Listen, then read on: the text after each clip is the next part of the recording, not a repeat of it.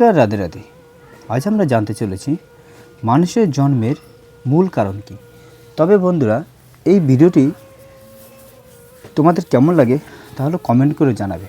তবে একটা কথা, পুরো ভিডিওটা শ্রবণ করবে, দেখে মনের একটা শান্তি পাবে। চলো বেশি কথা না বলে মূল ভিডিওতে যাওয়া হোক।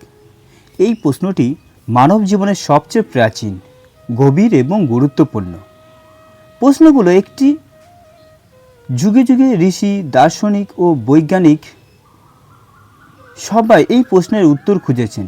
কেউ ধর্মের আলোকে ব্যাখ্যা করেছেন, কেউ বিজ্ঞানের মাধ্যমে ব্যাখ্যা করেছেন, আবার কেউ কেউ নিজের অভিজ্ঞতা ও ভাবনার মাধ্যমে এই অর্থ খুঁজেছেন। এখানে আমরা প্রায় সহজ ও গভীর ও সুন্দরভাবে এই প্রশ্নের উত্তর বোঝার চেষ্টা করব। তবে বন্ধুরা, এই ভিডিওটি পুরোটাই শ্রবণ করবে এবং দর্শন করবে। একটু টেনে গেলে বা স্ক্রল করলে তাহলে বিষয়টা বুঝতে পারবে না। কেন এই প্রশ্ন গুরুত্বপূর্ণ যে মানুষের জন্মের মূল কারণ? এই প্রশ্নের উত্তর: মানুষ শুধু জন্মায় না, সে প্রশ্ন করে, ভাবে, খোঁজে, আমি কে?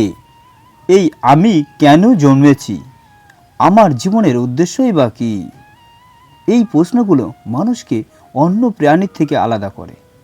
তাই মানুষের জন্মের কারণ বোঝা মানে নিজের অস্তিত্ব বোঝা।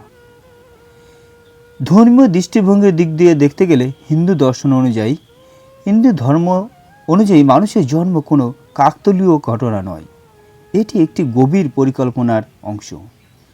এই ধারণা সবচেয়ে সুন্দরভাবে ব্যাখ্যা করা হয়েছে শ্রীমদ্ ভাগবত গীতাতে। তার মধ্যে একটা হলো কর্মফল, অর্থাৎ কর্ম। প্রত্যেক কাজের একটি ফলও আছে, এটাই কর্মফল। আমরা যা করি তা ভালো আবার বা খারাপ যাই হোক, তার প্রভাব আমাদের জীবনে ফিরে আসে। যদি কেউ ভালো কাজ করে সে ভালো ফল পায়, আবার যদি কেউ খারাপ কাজ করে তাকে কষ্ট ভোগ করতে হয়। এই কর্মফল শুধু এক জন্মে শেষ হয় না, এটি জন্ম থেকে জন্মে চলতে থাকে। তাহলে পুনর্জন্ম কি?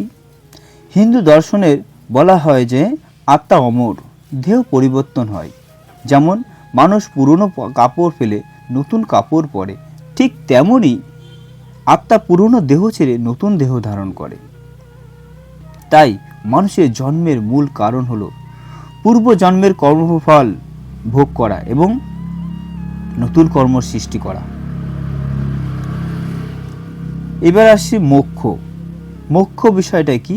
মানুষের জীবনের চূড়ান্ত লক্ষ্য হলো মোক্ষ, অর্থাৎ জন্ম মৃত্যু চক্র থেকে মুক্তি। জন্ম আত্মা সব কর্মফল ভোগ করে এবং আর কোনো আসক্তিই থাকে না, তখন সে মুক্তি পায়। আর বৈজ্ঞানিক দৃষ্টিভঙ্গিতে দেখতে গেলে এই প্রশ্নকে ভিন্নভাবে দেখে। বৈজ্ঞানিক অনুযায়ী জন্ম একটি জৈবিক প্রক্রিয়া। পিতা মাতার কোষ মিলেই নতুন প্রাণের সৃষ্টি হয়। এবং ডিএনএ বা জিনের মাধ্যমে বৈশিষ্ট্য নির্ধারিত হয়। এখানে মানুষের জন্মের কারণ হলো পুনর্জন্ম, প্রজাতিতে টিকে থাকা। আর বিবর্তনের দিক দিয়ে দেখতে গেলে বৈজ্ঞানিক চার্লস ডারউইন এর মতে মানুষ কোটি কোটি বছরের বিবর্তনের ফলে প্রকৃতির নির্বাচনের মাধ্যমে মানুষ আজকের অবস্থায় এসেছে। অর্থাৎ মানুষের জন্ম কোনো আলাদা রহস্য নয়, বরং প্রকৃতির একটি ধারাবাহিক প্রক্রিয়া। আর দার্শনিকদের দৃষ্টিভঙ্গিতে দেখতে গেলে দর্শন মানুষের জন্মের কারণকে আরও গভীরভাবে বোঝার চেষ্টা করে। অস্তিত্বের প্রশ্নের দিকে তাকাতে গেলে দার্শনিকরা কি বলেছেন? দার্শনিকরা বলেছেন মানুষ জন্মায় নিজের অস্তিত্বের অর্থ খুঁজে বার করার জন্য। আমরা কেন এখানে, বা আমাদের জীবনের মানেই বা কী? এই প্রশ্নগুলোর উত্তর খোঁজায় মানুষের জীবন।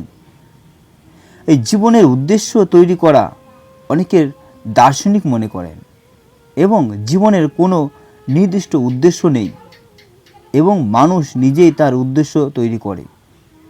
কেউ শিল্পী হয়, কেউ বৈজ্ঞানিক হয়, কেউ অন্যকে সাহায্য করে। এই সবই জীবনের অর্থ তৈরি করার উপায়। মানসিক ও মানবিক দৃষ্টিভঙ্গি থেকে তাকিয়ে দেখলে মানুষের জন্ম শুধু কর্ম বা বিজ্ঞানের বিষয় নয়, এটি অনুভূতির ও বিষয়। ভালোবাসা ও সম্পর্ক মানুষ জন্মায়। ভালোবাসা পেতে, ভালোবাসা দিতে, পরিবার, বন্ধু সম্পর্ক, এই সবই জীবনের গুরুত্বপূর্ণ অংশ। আর সমাজের ও দায়িত্বের দিকে তাকিয়ে দেখলে মানুষ একটি সামাজিক প্রাণী। সে একা বাঁচতে পারে না। তাই মানুষের জন্মের একটি কারণ হলো সমাজ গঠন করা, অন্যকে সাহায্য করা, মানবতার উন্নতি করা। আধ্যাত্মিক দৃষ্টিভঙ্গির দিকে তাকিয়ে দেখলে আধ্যাত্মিকভাবে মানুষের জন্ম একটি যাত্রা।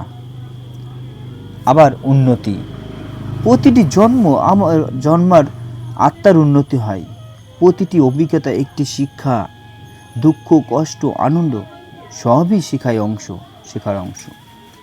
আর ঈশ্বরের সাথে সংযোগ, অনেকেই বিশ্বাস করেন যে মানুষ জন্মায় ঈশ্বরকে উপলব্ধি করার জন্য।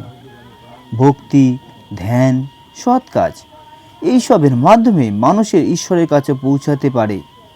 সব দৃষ্টিভঙ্গির মিল। এখন শুধু প্রশ্ন হলো, এই সব দৃষ্টিভঙ্গির মধ্যে কোনটি সত্য? আসলে প্রতিটি অংশ কি আংশিক সত্য? বিজ্ঞান বলে কিভাবে, ধর্ম বলে কেন, আর দর্শন বলে কি অর্থ? এই তিনটি একসাথে মিলিয়ে সম্পূর্ণ উত্তর দেয়। একটি ছোট গল্প বোঝার জন্য বলি তোমাদের, মন দিয়ে শ্রবণ করবে। একজন যুবক এক ঋষির কাছে গিয়ে জিজ্ঞেস করলো, গুরুজি, আমি কেন জন্মেছি? ঋষি হাসলেন এবং বললেন, তুমি নদীর মতো। নদী জানে না সে কোথা থেকে এসেছে, কিন্তু সে বয়ে চলে।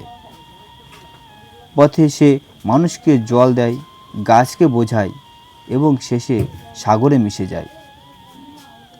তোমার জীবনও ঠিক তেমনই।